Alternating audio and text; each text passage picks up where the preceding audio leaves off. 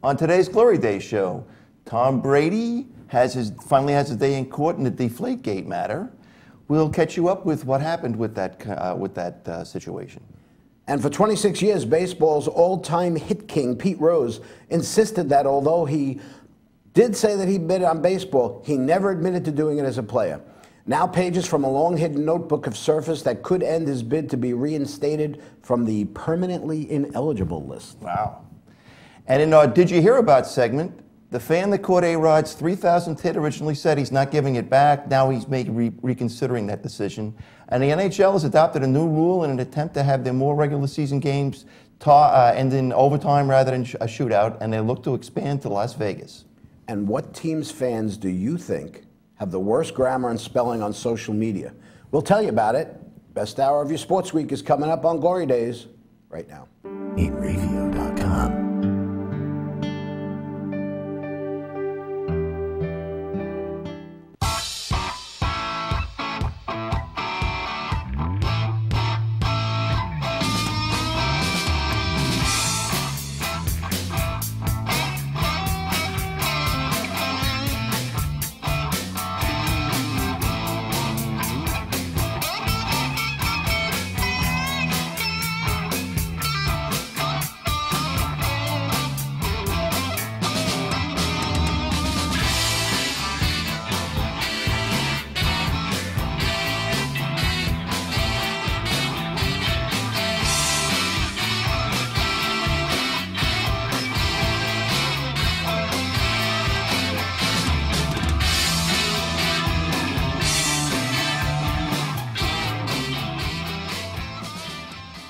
Hello again, everybody. Today is Saturday, June 27th, and you are watching the Glory Days show with Bruce and Disco. My name is Paul Discofani, and this is my good friend, Bruce Ola.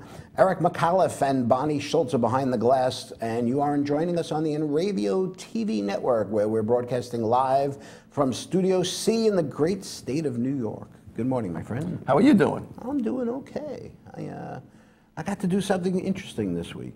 Okay. I went to go see the movie Jaws. Oh, Jaws. It's Okay. the 40th anniversary of the movie coming out. Did you see it in the theaters when it first came out? I did. Well, you know, it was the days before VCRs, I think, and things like that, or it was probably early. I mean, and it was probably the two formats, the Betamax and the VHS. Yeah, I don't even think they had them back then. Yeah, I don't think they did. And I remember going to the theater. I took a friend of yours on a date. Oh, yeah? A friend of mine. Janet Lobeck. Oh, Janet Lobeck. Okay. Janet Lobeck was about 8 inches taller than me. And we went to go see the movie Jaws. And there's a great scene towards the end of the movie where they're sitting in the boat, and Robert Shaw is talking about how Quint is talking about how he had the U.S. Indianapolis tattoo removed. Right. And he's in the middle of this deep, heavy story, and all of a sudden the entire theater goes black. The power shut off. Really? And everybody started screaming. Wow. Needless to say, it ruined my date. You didn't do that popcorn trick, did you? I didn't know about the popcorn trick I back know. then. Anyway, I felt like George Costanza with the very tall girl. Oh, yeah, exactly right. But I went today. I went this week. It was one night. Okay. It was a 7 o'clock show. That was it. Yeah. I think it was showing. I went to the movies on Sunday for Father's Day. Okay, my wife said, pick what you want, you know. So I'm a big Pixar fan. So I went to see Inside Out. Oh, was it good? It was good. It wasn't great. You know, if I was a 13-year-old girl, I would have really enjoyed it, you know. And of course, you know, I went in the afternoon. There were a lot of kids that were there and stuff like that because it was a family thing, you know. So, you know, but it was good. It was a good movie. Did you feel like a pedophile? Well, I thought they wouldn't even admit you if you didn't have kids with you. Maybe that raincoat gave it away. I don't know. You mean you didn't choose On Golden Blonde? No. As your Father's Day Hey, movie? come on, clean it up. It's a family act. It's a family show. All right. So I'll tell you, you know, I know that we're not talking about the Mets on the show itself, but you know, we get a chance to have a little opening banter here. So the Mets did not have a good road trip, but you know, their pitching has been pretty stellar. Jacob deGrom pitched a great game Thursday, and then last night Noah Syndergaard followed that up. Did you see any of the game? I saw it, yes, yesterday. Johnny Cueto, that guy is a nut, isn't he, man? He is. You know, he threw at Lucas Duda. Yeah. He hit Lucas Duda, and there was no retaliation. But you know what? Syndergaard is pitching just great. You know, I'm just concerned that the fact that we're getting all this great pitching, and we're just not. You know, you don't hit again. They won last night with 2 hits. Yeah, yeah. They were saying that in the 1-7 road trip, it was the lowest scoring road trip in team history. Okay. Wow. You know, 'cause they were looking at, average runs. I think they had 1.43, I think, over those 8 games. They scored 8 runs in 6 games. Yeah, yeah. There was the sorry, previous record holder, Disco, 1965 New York Mets. And the 65 New York Mets were not a very good team, No. Probably won a few more than 40, but probably not many, Well, back in 1969, they were still lovable. Yeah, that's right. That's right. Mets. That's right. That's right. So it didn't matter whether they won or not. Now all of a sudden it matters that they won. And this week the other 2 major sports had their drafts. This week. And I guess they try to make them as intriguing as the NFL draft, which after the first hour of the NFL draft, it's about as exciting as watching paint dry. Right. But so they jazz up these other drafts, and really, not a big fan of. Well, the big story coming out of that draft, though, is Carmelo Anthony and his real. He's not very happy, Although, did you hear what what's the kid's name that they drafted? Petrovic or? No, it's not. You got his name? I got his. Kristaps Porzingis or Porzingis. Porzingis. So they asked him. Put that in your pipe and smoke it, by the way. Okay.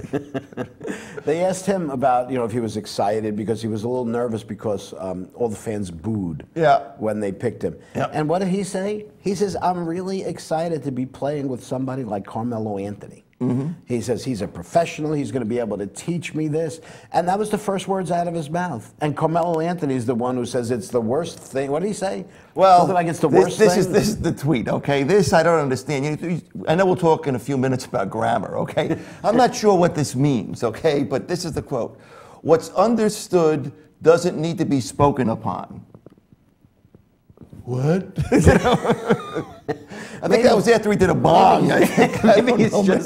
Maybe he's just trying to be profound. But they said earlier in the show, okay, he tweeted something where he's talking about it's a big day for a lot of players, and he posted I think a picture of himself when he got drafted and saying it's just a great night, celebrate the moment. That's what he said, and then he says, "What?" You know what I noticed? Did you notice almost every single basketball player that wears a baseball hat wears it backwards? No. At least if they wore it backwards, I would have a problem with it. Yeah. They wear it straight forward. Yeah. And they don't bend the brim at all. So the brim goes right across that way. But they don't wear it. It just sits. What, does it look retarded? It looks like, it's like a mentally challenged child wearing a baseball hat for the first time. But I just don't understand. I guess I'm getting older. I always thought I was hip. But apparently I'm not, because that's the style. Basketball players wear baseball hats, even though they're baseball hats that have their team logo on it, the Nets or the Knicks or whatever. I don't know if you've got a paper there. We got to check it, just see. We'll take it. We take a break. Okay. We take a break, but so that's my social commentary on the draft. But what happened in the NHL draft? So the Islanders made a trade, right? The Islanders made a few moves. But they didn't trade Oposo. What's that? They didn't trade Oposo. No, they didn't. And I'm happy about that. They traded Griffin Reinhart to Edmonton for picks 16 and 33. So they got two first round. Well, round. It gets a little more complicated. Okay. So with the 16th pick, they took this guy Matthew Barzal, who's a center. He's 18 years old, and then they traded the 33rd pick to Tampa Bay for 28 and for the 28th pick, and I think another pick like 72nd or something like that. Or they traded their, that's right, the 33rd pick and their 72nd pick for Tampa Bay for 28. And they took this guy, Anthony Bouvier. Bouvier. It sounds like very French. Bouvier. Isn't that Marge Simpson's name? Marge Simpson's married name? Do you know that? Anybody in the booth? I think it's Bouvier. Check it out. Okay. I think Marge Simpson's name is Bouvier. Bouvier. I mean, I'm not sure I'm pronouncing that right, but that's what it looks like. The Rangers were not able to trade goalie Cam Talbot yet, but here's an interesting one. With the number 6 pick, the Devils took center Paul Zacha. And they were talking to him, and he has a picture, it's 12 years old, of Patrick Elias visiting his hometown with the cup. 12 years ago. He's got a picture of him with the cup, you know? Oh, wow. And he said, I'm going to get Patrick Elias to sign it when I see him, you know? So that's a pretty cool story, There I you think, go. you know? That's pretty good. Yeah. But I really, you know, I read a little bit on social media. I was reading our good pal of the show, B.D. Galoff, was talking about these two guys that the Islanders drafted, and he said that they're just great. They're really good, very high-level prospects. And, you know, if you remember, before the draft even started, the Islanders didn't have a first-round pick. That's right. Well, they were not going to pick until 72. That was their number first 1 pick. That's right. So they were going to pick, I guess, 72 is in the and then I think the next pick, I think, was 95 or something like that. So and it was all because of that trade with Buffalo for Thomas Vanek. Thomas. I won't say what I. Okay. No, you won't. Vanek. That's his name. That's is there, maybe we can have a limerick? Oh, well. So it's been interesting. So we got a lot of things to talk about here today. I want to, you know what? Why don't we take a break? Sounds good. All right. Because we're just getting started here. We'll look for the picture to see if we got any of these guys wearing that stupid hat. Yes. Okay. Maybe we could find one. Yeah. All right. After a very short break, we'll talk about Pete Rose and his efforts to be reinstated from the permanently ineligible list, and how a long-hidden notebook might be the single piece of evidence that derails his bid to ever get into the Hall of Fame. Stay with us. You're watching The Glory Days Show with Bruce Disco, only on the Enravio TV network. Coming right back.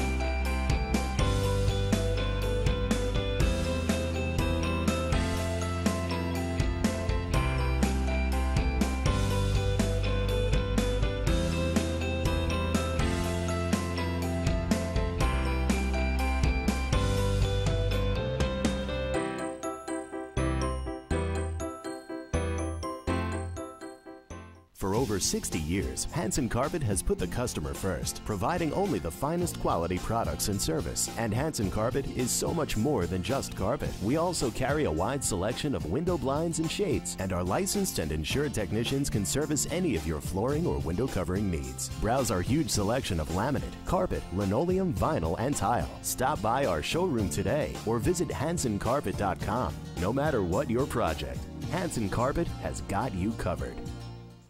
The world of advertising has changed. Radio, TV, and newspaper revenues have declined drastically. Why? Because businesses have realized that advertising return on investment isn't what it used to be. So what can we do about it? Well, that's easy. Advertise online. Own a local restaurant, real estate agency, or even a national retail chain? Whatever your business, Enravio can get your message out there, and we can do it at a fraction of the cost. Call today and see the difference for yourself. This isn't TV. This isn't radio. This is Enravio.com.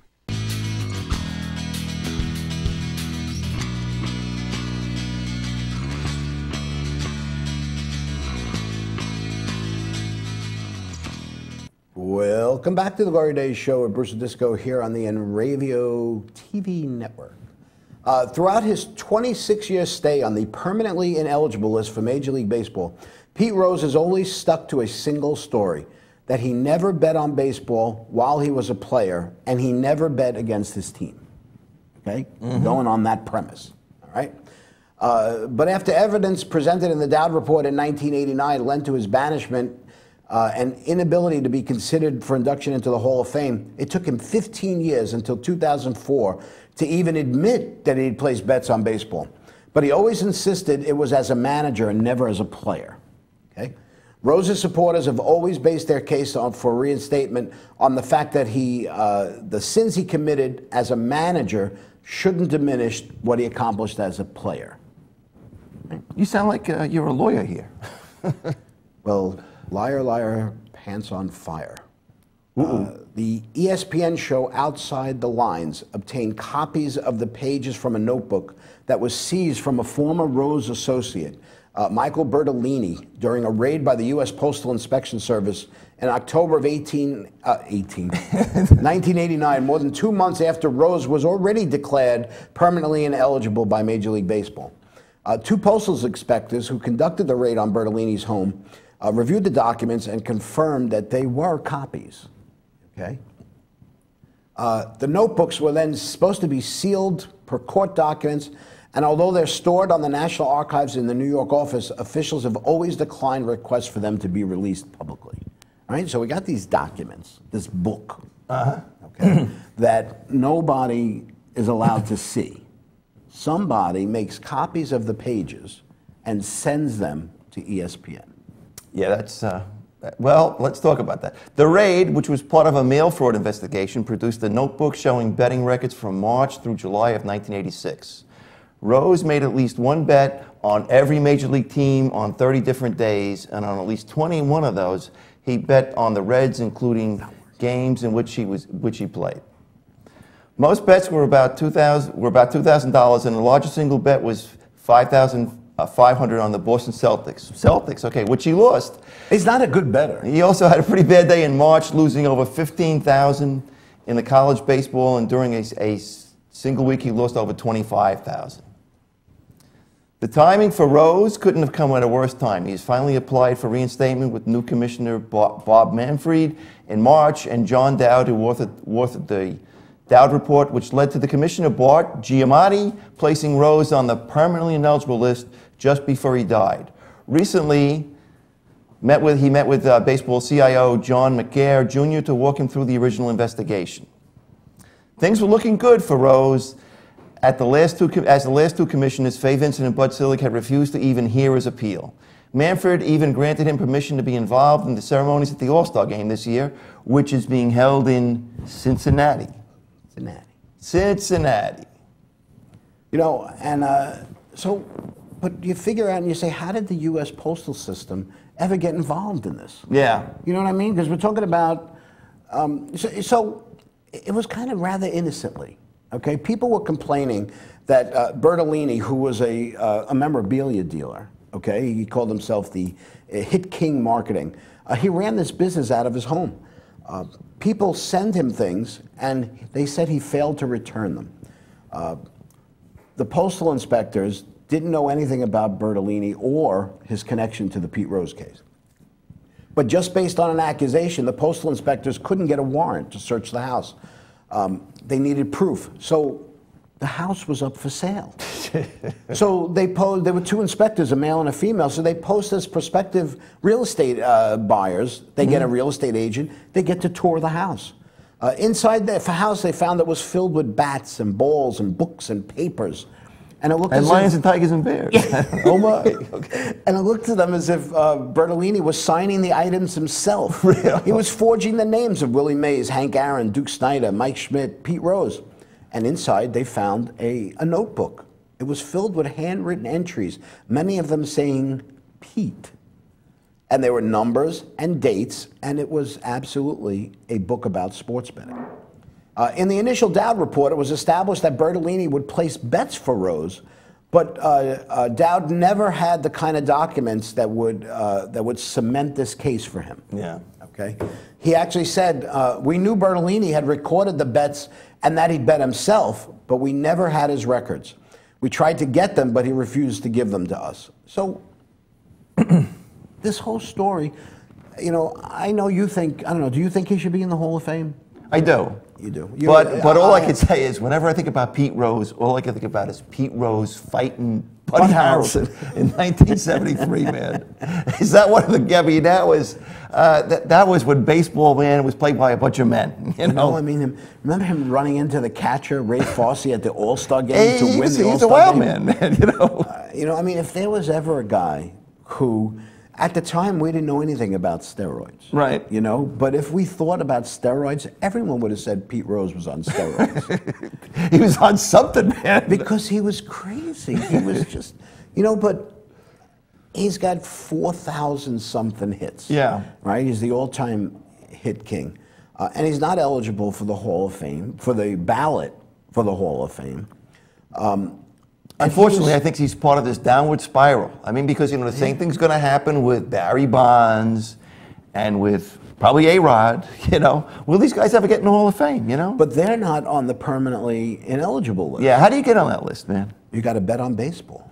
It's a very simple thing. Oh, yeah? You It's a very select group. You cannot be a professional athlete and bet on your sport. Yeah. You just can't. I'm sorry. I understand what a great ball player he was, and there's no reason. I mean, all of his accomplishments are in the Hall of Fame. Yeah. But I can't give him that plaque. I just can't. Now, the steroid guys, I don't know. Is it because, well, everybody was doing them at the time? No, everybody wasn't doing steroids at the time. You know what I mean? But Pete Rose. Well, that's a good point, though. I mean, his achievements need to be there. You know. Well, they are. It's not like if you go to the Hall of Fame and you look on the list of the all-time hits, he's not there. He's blacked out. Yeah. Or there's an asterisk. There's nothing like that in the Hall of Fame. These other guys, though, their accomplishments might be tainted. You know what I mean? Yeah. And again, their accomplishments are in the Hall of Fame, but do they have an asterisk next to them? It's a tough call. It is. It is. And what I feel bad about for Pete Rose is that he was so close. I think Manfred would have, the new commissioner, was at least going to hear his appeal. They're letting him participate in the All-Star activities this year, first time ever. Right. Because it's in Cincinnati. So they're letting him do that. But well, the timing couldn't have been worse. The timing couldn't have been worse. This is really going to just, it's just too bad. I mean, I don't know what to think of it anyway, but it's the one thing that, I mean, you could do almost anything else. You just can't. You can beat your wife. You can do anything you want to do, man. Look at what other athletes have done. And again, I'm not saying that the Hall of Fame is filled with angelic people and people that have punched their tickets to heaven already. It's probably filled with thieves and and drug addicts and other things. But if criteria to getting into the Hall of Fame was simply statistics, Dave Kingman would be in the Hall of Fame. You know, my friend Jimmy Baseball makes that argument to me all the time. And you would just be able to. The Hall of Fame encompasses your entire, not only your career, but you. Your character. Your character. Thank you. That's the word I was looking for. I am going to create a bronze bust of you and put you into this hallowed hall, this mecca of baseball, where people will come to see you forever. And what am I going to put on your plaque? He bet on baseball? I mean, that's the first thing. Most major leaguers will tell you that that's the first thing that they are told. That even if they're associating with gamblers, they should stop that. You know? Gotcha. All right. Well, let's take a break. When we get back, we'll bring you an update on the Tom Brady face-to-face meeting with the NFL Commissioner Roger Goodell and his attempt to have his 4-game suspension reduced. You're watching the Glory Days show with Bruce and Disco, only on the Enravio TV network. Coming right back.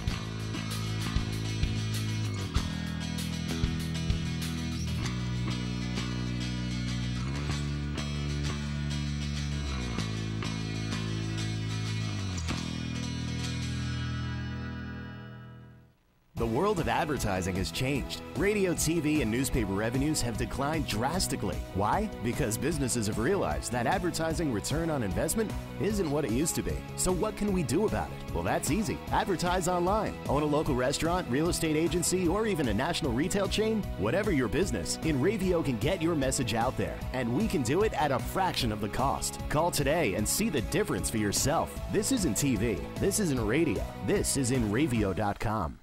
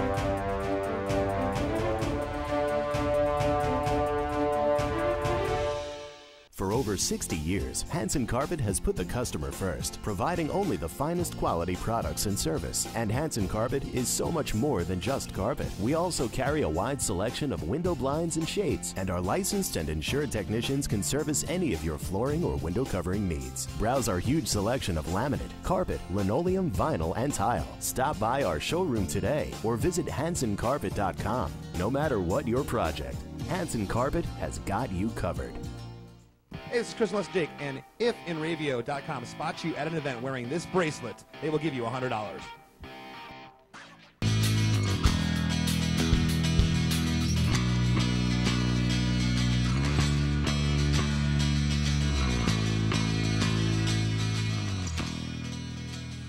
Welcome back to the Glory Days Show with Bruce and Disco here on the InRavio TV network. Tom Brady got his chance to tell his side of the story in the Deflategate scandal on Tuesday in an 11-hour marathon held at the NFL headquarters here in New York. According to inside sources, Brady's team was given 4 hours to present their entire case, and although the feeling was that it went well for Brady, the source did acknowledge the NFL held all the cards. Brady was suspended by the league for 4 games for his alleged role in deflating the footballs and his lack of cooperation with investigators in the Deflategate scandal, and he arrived bright and early in the morning with his attorney, Jeffrey Kessler. Sources said that Brady came off was very genuine, earnest, and persuasive, addressing every issue raised in the Wells report. The source called it an A-plus performance. Although the NFL Players Association wanted Commissioner Roger Goodell to recuse himself from the hearing, Goodell said it was his responsibility to oversee the hearing to protect the integrity of the league. You know, he finally got his chance, I guess. Yeah. You know, NFL Commissioner Roger Goodell said he wasn't wedded to the conclusions of the Wells report and its assessment of the facts, which I think are the basic thing. He said, "I look forward to hearing directly from Tom if there is new information or there is information that can be helpful to us in getting this right." So he kind of said the right things. Sure. You know? But Brady and his defense team want to know who ordered the 4-game suspension and whether science supports the league's finding about the deflated football, right? Bill Nye, the science guy. The NFL said it was Goodell who authorized the discipline imposed by the league executive Troy Vincent. But the NFL Players Association challenged Vincent's punishment based on the CBA because they said it was Vincent and not Goodell who signed the letters. Right? If that isn't a technicality, I don't know what. If you're playing technicalities. That's what you call being a weasel. Okay. All right, so back in early June, Goodell dismissed the union's claims, saying that he concurred with Vincent's recommendation and authorized him to send the communication. The identity, and Goodell then said, the identity of the person who signed the disciplinary letter is irrelevant. Okay. And as far as scientific evidence, Brady's side claims that the evidence collected in the Wells report doesn't prove that Brady violated any rule, and the punishment is harsher than for similar violations. Okay? There is no timetable for the results of the appeal. But if things don't move quickly, Brady may seek to fight the suspension in court, which could suspend the decision and allow Brady to play until the appeal is rendered. But what happens if it doesn't happen till November? Okay, and then they say, well, you're still going to be suspended for 4 games. Now he's suspended for 4 games in November instead of 4 games at the beginning of the year. So it's a tough call. I still can't imagine that he's not guilty. Oh yeah. That he didn't know anything about this. That's right. But you got the weasels out now, okay? And everybody's gonna, it's gonna be a technicality or something like that. I mean, again, the whole this whole report probably isn't binding. It was a recommendation, Right. I mean, and even the words. I remember when we covered this when the report came out. The words that were used weren't real. I mean, they were precise, okay, but they were precise in that they weren't legal terms or things that you could say are unequivocal. And again, it's not a court of law. Yeah. So I guess they don't have to be. That's right. But you know what? We already talked about in the court of public opinion, this guy is guilty. Oh yeah. One of the main questions that Goodell had, and of course, you have sources and all these people that said they were listening in and whatever. I didn't see the answer to the big question that Goodell had. This guy, these 2 guys, McAfee and I can't remember the other guy's name, they had been employees for 10 years. Yeah. Okay. And there's never been any record of Tom Brady calling them, discussing things with them. Yet on the day after the story broke, he was on the phone for 2 hours with the guy. Okay, what for?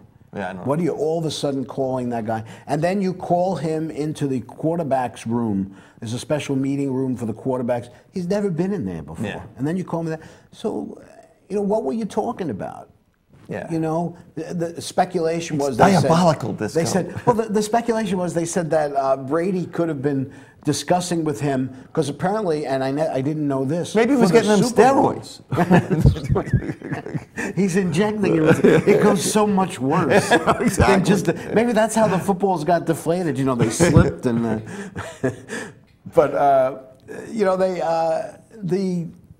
The skeptics are saying, oh well, did you know, by the way, that for the Super Bowl, each team prepares 100 footballs? No. So they said maybe that's what he was talking to him about. Yeah. Preparing 100 footballs. Well, again, I mean, it's going to be interesting to see what Commissioner Goodell does. If you think about it, he's got a couple of ways. And the timing is critical too, like you say. I mean, he's got to make this decision quick. He can't let this thing, go beyond the beginning of the season, or else, like you say, there'll be some kind of injunction. I say suspend him for the Super Bowl. If they make the Super Bowl, he has to play in the Super Bowl. They're not going to do that. Of course they will. I mean, what could he do? He could reduce the suspension to 2 games. Yeah. Right? But if he does that, the whole Brady thing is protecting his legacy. By reducing the suspension for just 2 games, okay? And he says the reason why, if you want to take his legacy, the cheating thing, you just say, well, I'm going to suspend you because you didn't cooperate. That means that the entire $5 million that the NFL paid for the report means nothing. Because it means nothing. Okay. But he could uphold the suspension. Yeah. Okay. He can't just vacate the suspension. No. Right? So, I don't know, it's a tough... He put himself, you know, and the Players Association asked him to recuse himself, and he chose not to do that, you know? So he made his bed, now he's lying in it, baby. That's all I can say. He has got a very difficult decision to make. So, I don't know. So, but that's why he's the we have shows like this, okay? You know, if Roger Goodell, if you're out there, the number is 855-4-IN-RAVIO. Yes. Give us a call. We'd love to talk to you about it. But we can't because we're taking a break. Oh, okay. Well, maybe we'll catch him off camera. Okay. We'll take one more break here. Well, no, not one more break. Yep. We'll take another break. Okay, another break. Okay. When we get back, we'll have a couple of stories in our Did You Hear About segment. Stay with us. Watch The Glory Day Show with Bruce Disco, only on the Radio TV network. We're coming right back.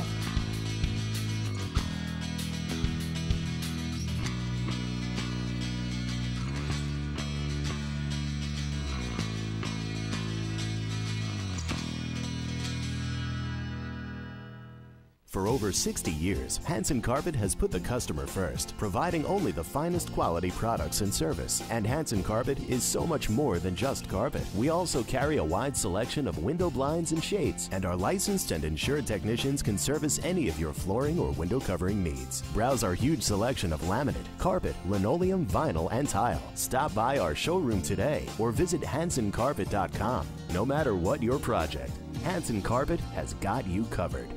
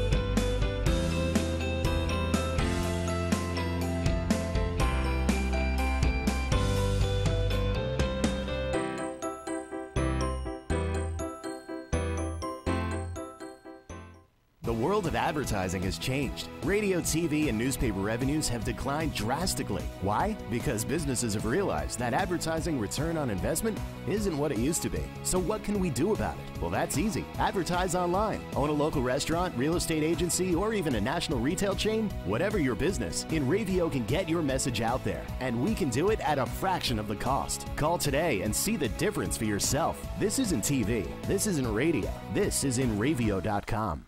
Hey, this is Chris Jake, and if InRavio.com spots you at an event wearing this bracelet, they will give you $100.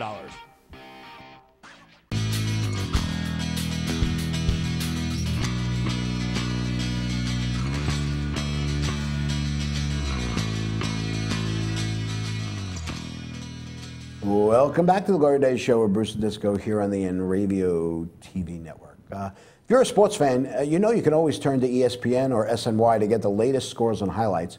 But one thing that we pride ourselves on here at the Glory Days Show is providing you with the information you may not have heard anywhere else. We call this segment, Did You Hear About?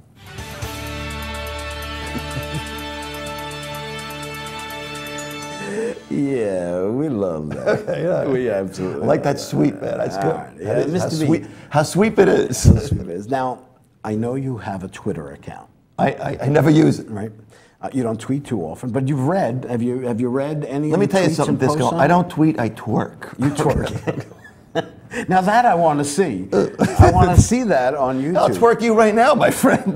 But I know you're on Facebook. Yes. And you're fairly active on APOR. But do you pay any attention to grammar? I do.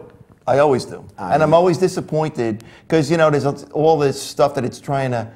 I think what it keeps... If you make a mistake, it keeps it in memory sometimes, and it just, you know, completes Yes. it for you. Next thing you know, it goes out again stupid, you know? Right. You can edit it, because I know sometimes I'll read my post, yeah. and I'll edit it.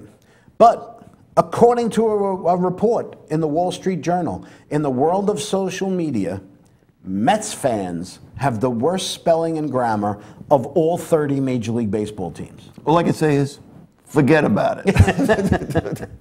A website called Grammarly, Yeah. which boasts automatic proofreading software, reviewed the most recent 150 comments on each of the team's official home website page during a 5-day period, and found that Mets fans averaged 13.9 mistakes every 100 words.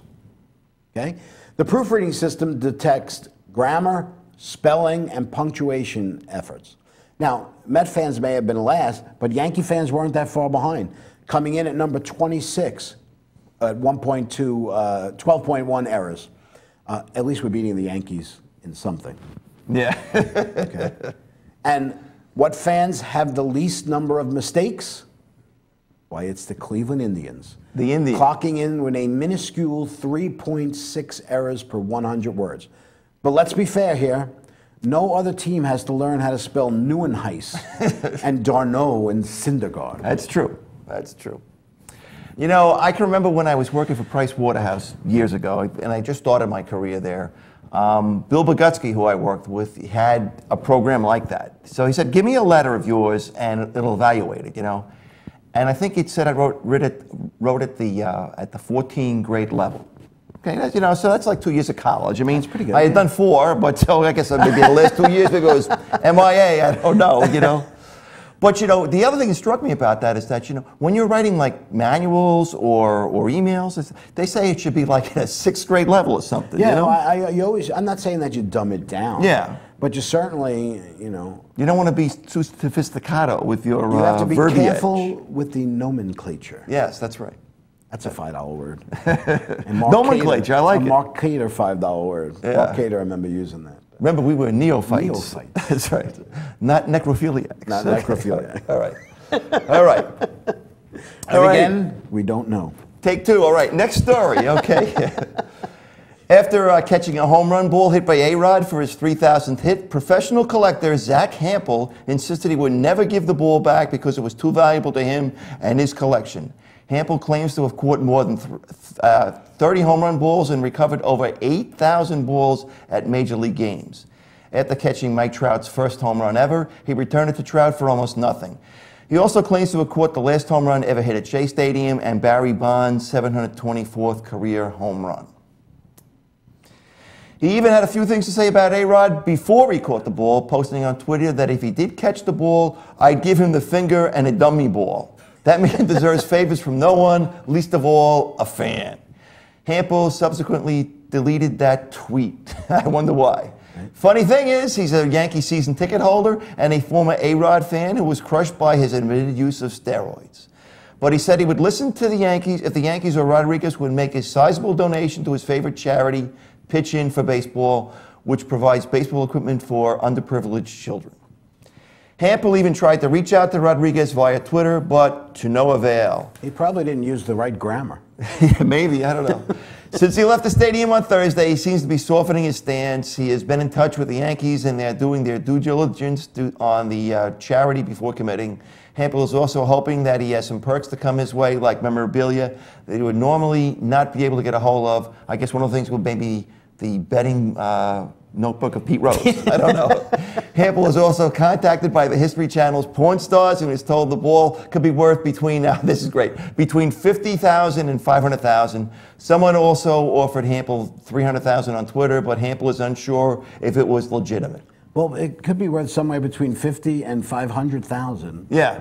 So there could be then like 50,000 and 50 cents. Yeah. Would be between there. Who would pay that I mean, much that's money? quite a range, man, you know. I just, you know, first of all, this guy has a dubious reputation at best. Again, he does get there and he does collect the balls, but he gets there like There was real really no early. way to authenticate that, I don't think. But he gets there real early, and he runs around during batting practice just picking up all the balls that have already been hit. Do baseballs have serial numbers on them? Yeah, they do, actually. They do? But I don't know about batting practice baseballs. Uh-huh. But actual baseballs used in Major League and they games. keep track of them? Yep. Do they weigh him for their, No, but there's a guy that sits next to Yeah, the Vinny dugout. Gombats.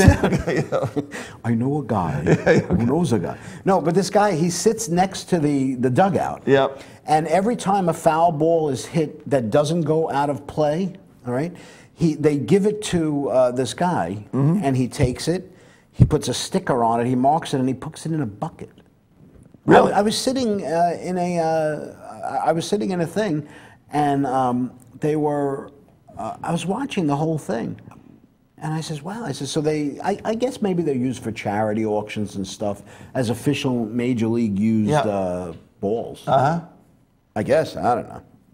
Well, and I guess they keep track of which serial numbers are going on in a game. I remember when Mark McGwire and Barry Bonds were approaching when they had tied the record, and then they were approached to break the home run record. They had special balls for that. The umpire would get a special ball because I think they were all encoded. They had either some sort of marking on it for authorization, so that if they did hit the home run and it was a fan that caught it, that would authenticate it. And they would have just a special set of balls that would only be used during their at bats. I see. Listen, Major League Baseball takes this very seriously. All right. What happened to the other story? We're out of time. We're out of time. Okay. Well, we're almost out of time. Almost. That's true.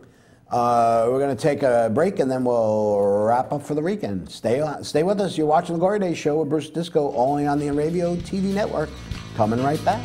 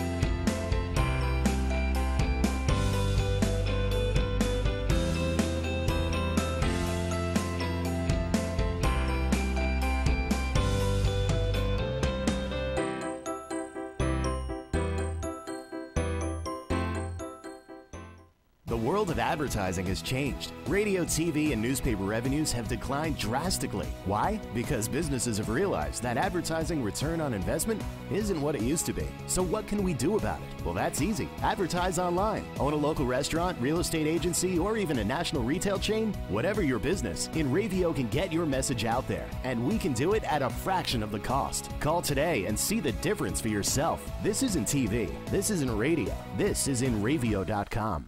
Hey, this is Chris Jake, and if InRavio.com spots you at an event wearing this bracelet, they will give you $100.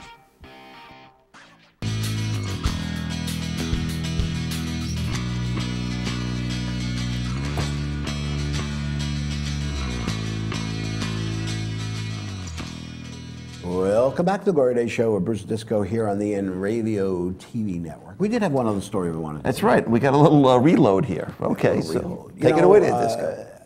At the NHL General Managers meeting in Las Vegas this week, league officials approved a rule change for the regular season that they hope will reduce the number of games that get decided by shootouts. Instead of the current system that reduces the number of skaters for each team from 5 to 4, the NHL has decided to really open up the ice during that 5-minute overtime, and now it'll be played 3-on-3. That's going to be cool. Now, that's a rare thing that you see in hockey. The league is looking to reduce the number of games that are decided by shootouts, which was introduced after the lockout canceled the entire 2004-2005 season. Most of the people consider it a skills competition. The shootout, yeah. Last season, there were 170 shootouts, 13.8% of all games. The previous year was 14.5%.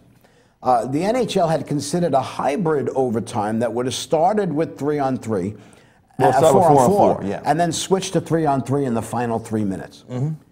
General Manager Dave Poley, Nashville General Manager Dave Poley, he was kind of very pleased with the decision.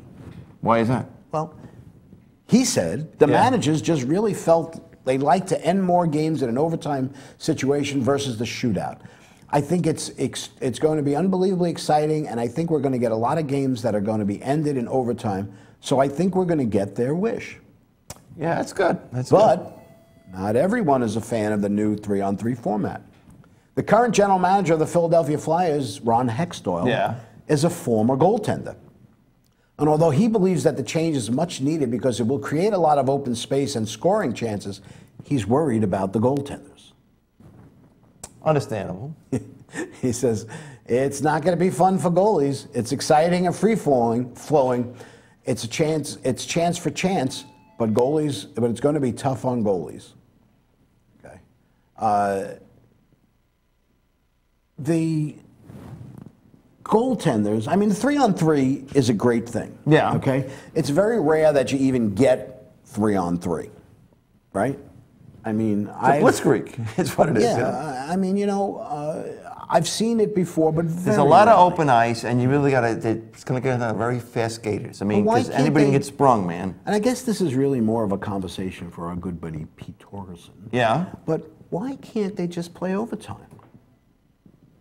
Just keep on playing. Just keep playing until somebody's going to score. How many games are Into going to go into double and overtime? triple overtime? Well, I don't know. I mean, and probably the playoffs isn't a good indication of that. But I mean, I think the Blackhawks played 2 or 3 that were at least double overtime, I think. Yeah, but it's the playoffs. It's this. It's that.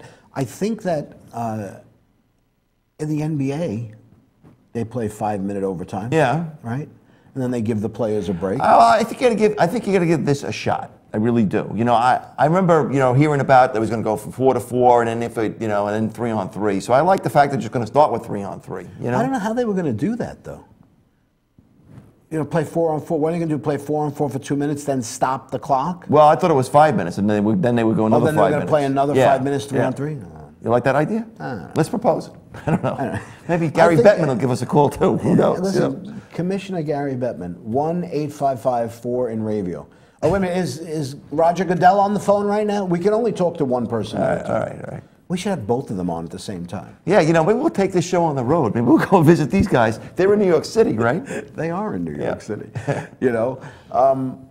But again, overtime, when the shootout first came, I really liked the shootout. Yeah.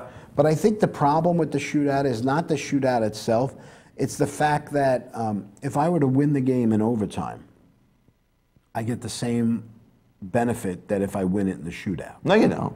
No, you do. You get 1 extra point. That's it. But when it comes to a tiebreaker, it's wins in regulation. But tiebreaker only works if there's a tie. Yeah. I'd like, realistically, and I know I don't think we've actually discussed it with Petey, but I'd like to see them do what soccer does. 3 points for a regulation win. 2 points for a win if you win in overtime. Okay, and 1 in the shootout? And 1 if you win in a shootout. And the other team doesn't get anything. Yep. Okay. You know what I mean? I like the idea at this point. Or do you give everybody 1 point if it's a tie in regulation? Well, that's what they do now, don't they? Yeah, no. But what I'm saying is, but if you win it in regulation, now you're going to be, if you're a team that's fighting for a playoff spot, you're really going to push. It would be interesting to run this through some kind of, we know what the rule is, okay? To run like last season through and see what the outcome would have been. You know what? We get the control room to do that. Can you crunch those numbers for us? Yes, listen, when you get Gary Bettman on the phone, just have him crush the numbers. We don't know about Eric's computer skills here, man. But realistically, everything changes because if you needed that win, you're going to play that last 2 minutes of the game completely different. Well, yes. Than if you're just holding on for the tie. That's true. We talk about the butterfly effect here, Disco. Maybe I don't know. Oh boy, oh boy. So What did we learn today? What did you learn today? I'm going to check my notes here. You don't have any notes. I have plenty of notes. That I still don't understand what Carmelo Anthony means by what's understood doesn't need to be spoken upon. And I prefer twerking to tweeting. Have you ever twerked? I was twerking with you before, man. Come on.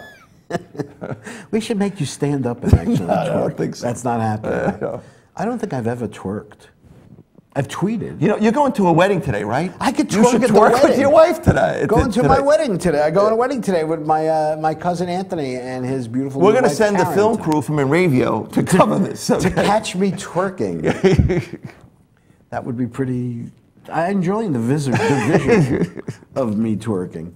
I guess we learned that that we take pride in our social media tweets and Facebook posts. Yes, that's right. Most people don't.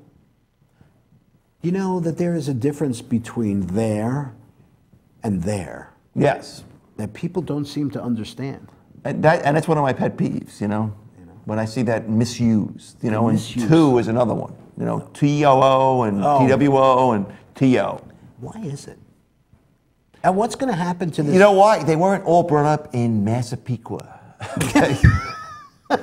You think it's just the Massapequa school Well, I system? don't know, but there's all this other stuff out there, where they're adding new words to the dictionary all the time and stuff like that. So who knows if the stuff is really wrong? You got eubonics, remember that, Phonics. Oh my And when you talk about tweets, though, okay, there's a limitation to how many characters you can use, right? So people are going to do shortcuts all the time, I think that explains why tweets are like they are. Yeah. People use the number 4 and Yeah. use the, they use little Prince uses that all the time, I would die for you, Thank you for letting me be myself. Again. Right? Yep. That was Sly. But I don't know, you figure that, what's going to happen to this generation of children that are growing up being allowed to do this? The society's letting it happen, man, I don't know. What are they going to do? They're going to, when you misspell something, it tells you. Yeah. It even does the autocorrect, which I think autocorrect is worse. Yeah, that's right. Or add to dictionary. I like to add to dictionary, is what I do, But autocorrect is worse. Autocorrect might put the wrong word in there completely. I remember I would always end an email with please advise, and always change it to please advice, And the other thing is, I have fat fingers. So I'm constantly, it takes me 12 minutes to write 3 lines. Yeah. I got to keep going back. But you use your thumbs, huh? I'm a one-finger guy, man. Boom, boom, boom. I'm the Neanderthal, You man. go like this? Yeah. You're it's bad. Well, it's bad. It takes me forever. Well, I try to use my thumbs, but I guess if you already have fat fingers, your thumb is the fattest finger. Yeah. And you always get somebody when you're working with an accounting system, somebody fat-fingered something, they say, But at least that's a keyboard. Do you have a fat finger or anything? I guess you do all the time. But not on a keyboard. No? I've completely okay, misspelled gotcha. words On the, on a keyboard. But I don't know, I guess maybe you're just getting older. And it's harder to write, or you just write too fast. I don't know. I should probably get some kind of software that basically can read my mind and write stuff. Isn't that what they do? That what Stephen Hawking has? Is that what he does? Right? He can't move. He's just sitting in the chair like this the whole time. What was that? Yeah. What was that Star Trek episode? What was that guy's name? It was just the head. That's all the guy who was left was his It head. sounds like Futurama. Yeah, The exactly. cartoon Futurama. All right. Are we completely getting off topic? We are. All righty. Then I'm going to, what we used to do in, remember roller derby? Call off the jam? Yeah, that's right. All righty. Thanks to our producers today, Eric Malakoff and Bonnie Schultz, for all their hard work and making us look so good. I don't think it was McAuliffe. I think it was McAuliffe. McAuliffe. What did I say?